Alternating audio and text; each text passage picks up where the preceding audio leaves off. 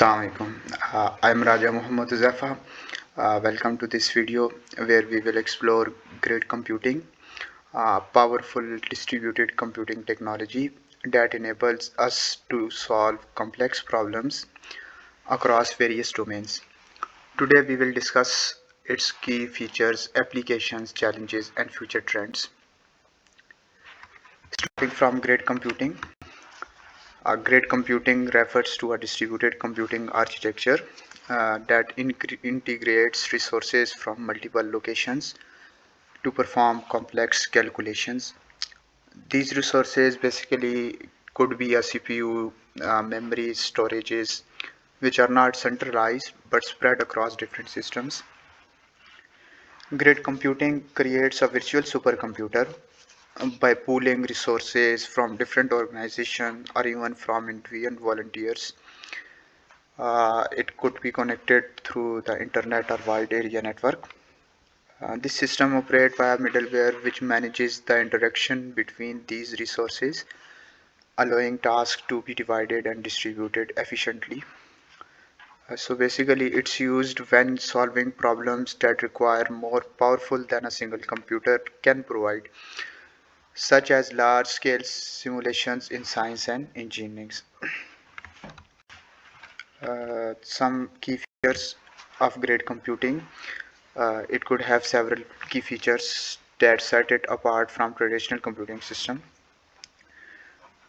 Resources sharing integrates diverse computational resources such as CPUs, memory, and storage across multiple systems.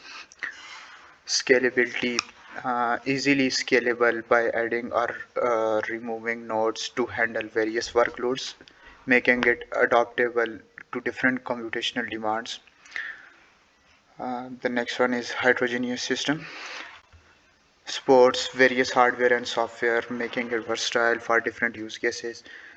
Just like it could be different from PC to PC, as maybe some PCs are running on Windows operating system and some are running on Unix or Linux operating system. So next is fault tolerance. The redistributed task if a node fails, ensuring continuity and reliability. And the last is decentralized control. So basically, in grid computing, no central authority is needed. It operates across multiple administrative domains. We could take an example of city at the rate home, uh, which uses volunteer computing power from across the world to search for extraterrestrial intelligence. So here the difference between grid and cluster computing. So cluster is basically architecture. It could be a centralized and localized, but in grid it could be distributed and decentralized. Uh, at resource type, grid computing is shared and heterogeneous, but in cluster computing it could be dedicated and homogeneous. And geographical scope, grid computing could be global or wide area network, but in cluster computing it could be a local area network. The next is administrative domain, multiple domains in grid computing, and in clusters only a single domain is working. The next is cost. In grid computing, it's cost effective using existing resources. Uh, some volunteer from one region and some from other region could be connected via internet or wide area network, so it could be a cost effective. And in cluster computing, it's high cost for dedicated infrastructure, because for the cluster it could be the part of high performance computing, so there must be a dedicated infrastructure, so it could be cost effective, high cost. The next is application. There is a large scale application of grid computing, and it could be a diverse performing, it could be capable of performing diverse tasks. But in cluster computing it could be high performance and specific tasks, working on a specific task. So the next is role in parallelism. So grid computing enable true processing by allowing tasks to run concurrently on different systems. This is essential for applications that require massive computational power and time, such as climate modeling or large-scale data analysis. So here are the ways which could be effective for grid computing parallelism. So parallel task execution. Break down a large problem into smaller, independent tasks that can be processed simultaneously on different nodes within the grid. The next is data parallelism. Divides large data sets into small chunks, processing each chunk independently across multiple nodes. So this approach is particularly useful in fields like genomics, where large data sets need to be analyzed. Next one is high throughput computing. Focuses on completing many small tasks over time rather than solving one large problem quickly. This is ideal for jobs with many independent tasks, such as some simulation in finance. So the next one is scalable resources. Resources can be dynamically allocated and reallocated, ensuring optimal performance based on the concurrent workload. And the next one is fault tolerance. Even if a node fails, tasks can be redistributed to other nodes in the grid without interrupting the overall workflow. So the next, there are some applications of grid computing. Uh, Grid computing is applied in a variety of fields. The first one is scientific research. It's basically a climate change modeling. Grid system process data from multiple sensors around the world to predict weather pattern and analyze climate change. Uh, there is another application in the scientific research, that is particle physics simulations. Model from organization like sun are processed across the grid using distributed system to simulate collision and particle interaction. So there could be a variety of applications in the scientific research. The next is big data analytics. It could be a huge domain or huge application of the grid computing. In big data analytics, the genomic sequences could be the one. It is used in biology. Tasks are divided across multiple nodes to analyze large DNA sequences. Uh, the next, social media analysis.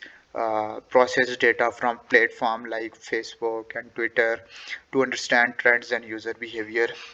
So it could show the trends and behaviors, what's going on the social media, what's it's trending on the social media. So it could be a big application.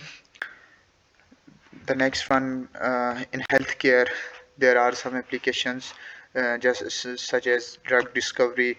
Grid computing accelerate the process of virtual drug screening and molecular dynamics simulations. Similarly, medical imaging analysis, uh, distributed system analyze complex images from MRI or CT scans across multiple machines to speed up diagnosis. In financial modeling, there could be risk analysis as an application. So grid system runs simulations to predict market fluctuation using complex algorithm. Uh, we can take an example of any of the market, such as dollar or Bitcoin even. So the next is high frequency trading. Processes large volume of transactions across nodes to make real-time trading decisions. Nowadays, this could be a big application. So these are the huge applications of grid computing. So it basically provides a scalable solution for tasks that require access to a large amount of computational power. All these, for instance, in scientific research, climate model process vast amount of data to simulate global weather pattern, with each region's data being analyzed in parallel across the grid. So the next is challenging in grid computing. Despite its benefits, grid computing faces several challenges. The number one could be a resource heterogeneity. Uh, Different hardware, operating systems, and software variants across the grid can complicate resource management and interoperability. Uh, the second is security concerns. Sharing resources across multiple organizations raise issues of data privacy, integrity, and authentication. Strong encryption and security protocols are required to protect sensitive data. So the next is network latency. Geographically dispersed nodes can lead to communication delays, affecting performance and synchronization. Uh, Middleware complexity. The software layer managing the interaction between grid nodes must handle diverse systems, ensure reliable communication and optimal task distribution. And the last is energy consumption. Large-scale grid systems need to balance computational power with energy efficiency to minimize cost and environmental impact. So, next, future of grid computing. Integration with AI. Grid computing is increasingly used to train large-scale AI models, process real-time data, and perform complex calculations that would be impossible on a single system. uh, Quantum grids, combining classical computing resources with quantum processors to solve problems faster and more efficiently, such as optimizing tasks or cryptography. Similarly, smart grids, real-time optimization of resources using intelligent algorithms to adapt to changing workloads, improving efficiency and performance. IoT integration, using IoT devices to create vast computational grids, allowing for real-time data analysis and edge computing. Sustainability, developing energy efficient grids that minimize power consumption through better resource management and the use of renewable energy resources. So IoT devices will play a key role in creating expensive computational networks that are more responsible and even efficient. So, in conclusion, uh, great computing is a vital technology for solving large-scale computational challenges in fields like scientific research, healthcare, and data analytics. Its ability to harness distributed resources combined with advancement in AI, quantum computing, and IoT will further enhance its capabilities. As we look to the future, grid computing will continue to be the crucial tool in tackling global challenges and pushing the boundaries of what's possible in computing.